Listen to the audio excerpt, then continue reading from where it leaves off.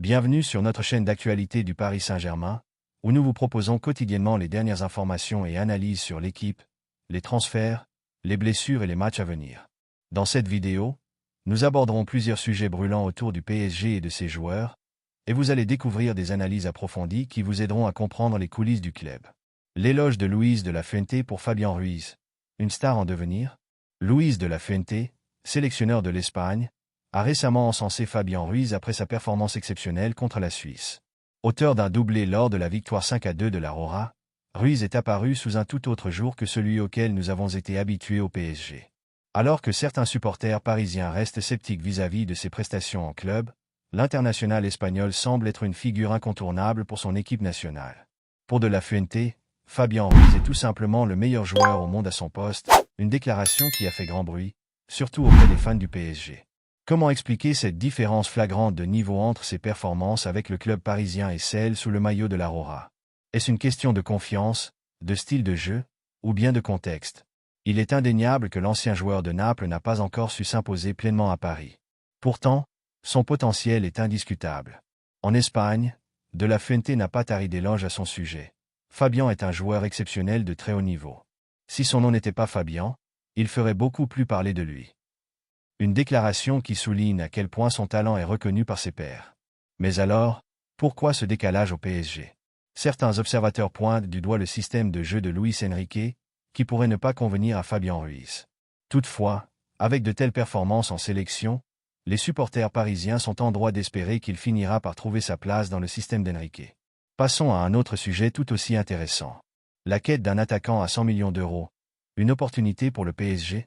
Le PSG a entamé la saison sur de bonnes bases, mais les interrogations autour de son secteur offensif restent nombreuses.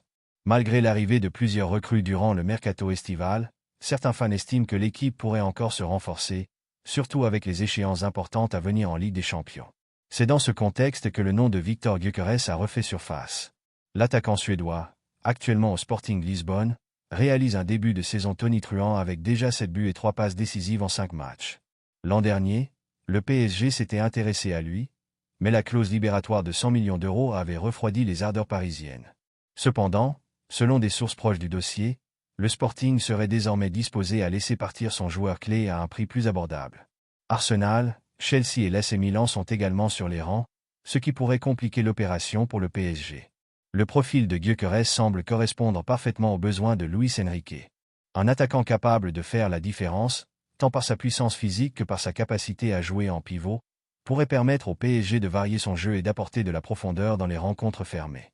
Mais le PSG prendra-t-il le risque de casser la tirelire cet hiver pour se renforcer dans ce secteur? L'hiver sera décisif pour la suite de la saison parisienne. En attendant, la question des performances de certains attaquants déjà présents dans l'effectif se pose. Passons justement à un autre joueur en quête de rédemption. Randal Kolo Muani. Le grand défi.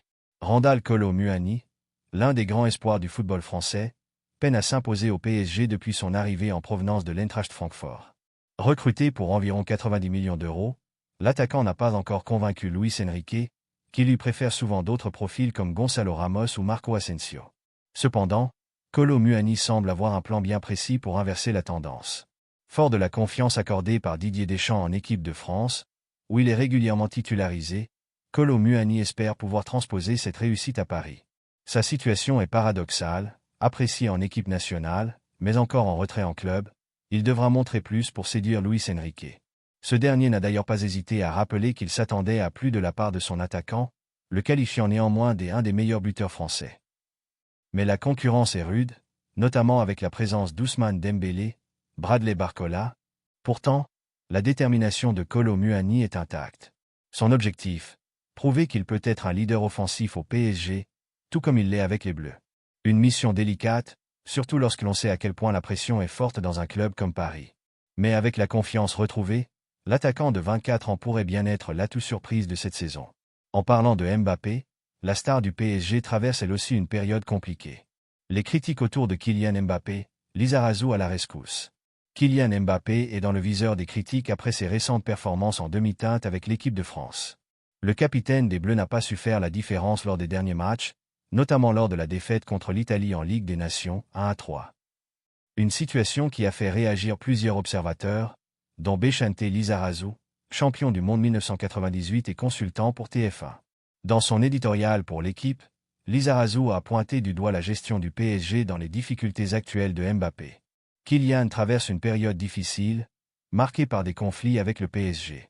Ces problèmes extrasportifs affectent forcément son rendement, a-t-il affirmé. Le consultant n'a pas hésité à souligner que l'impact psychologique de ces tensions a clairement joué sur le mental de Mbappé. Luis Enrique a rapidement marqué de son empreinte le Paris Saint-Germain après son arrivée en 2023. En l'espace d'une saison, il a su imposer un style de jeu plus fluide et collectif, mettant en avant une philosophie offensive qui a ravi les supporters et apaisé les critiques internes. Sa gestion humaine, axée sur la confiance et l'esprit d'équipe, a été largement saluée. Ce n'est donc pas une surprise que le PSG envisage sérieusement une prolongation de son contrat, qui court actuellement jusqu'en 2025. Les rumeurs autour de cette prolongation se sont intensifiées ces dernières semaines, signe que le club envisage l'avenir avec lui. Le président Nasser Al-Khelaifi a exprimé sa satisfaction face au travail accompli. Il a su apporter un esprit d'équipe incroyable et une ambition nouvelle, a-t-il confié. Sous la direction de Luis Enrique, l'équipe a retrouvé une cohésion tant attendue, créant un environnement plus sain et propice aux grandes performances. Il ne s'agit pas seulement d'une question de résultats immédiats, mais d'un projet à long terme pour redonner au PSG une stabilité qui lui a souvent fait défaut dans sa quête de gloire européenne. Une prolongation de contrat permettrait au club de la capitale de construire dans la continuité, un élément clé pour rivaliser avec les plus grandes équipes européennes. La Ligue des Champions reste évidemment l'objectif central, et la direction parisienne semble persuadée que la stabilité autour de Luis Enrique pourrait enfin permettre au PSG de franchir ce cap tant espéré. Toutefois, cette prolongation sera sûrement conditionnée par les résultats de la saison en cours, notamment sur la scène européenne. Une sortie prématurée en Ligue des Champions pourrait remettre en question ce projet à long terme, tandis qu'une bonne performance pourrait consolider sa position pour les années à venir. En fin de compte, cette potentielle prolongation s'inscrit dans une stratégie plus large du club, miser sur la stabilité et la continuité.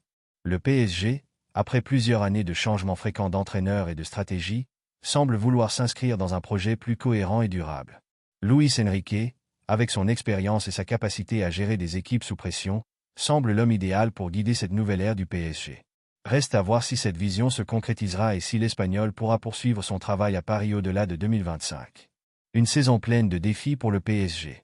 Avec des joueurs comme Fabien Ruiz, Randal Kolo Muani, cette saison du PSG s'annonce passionnante.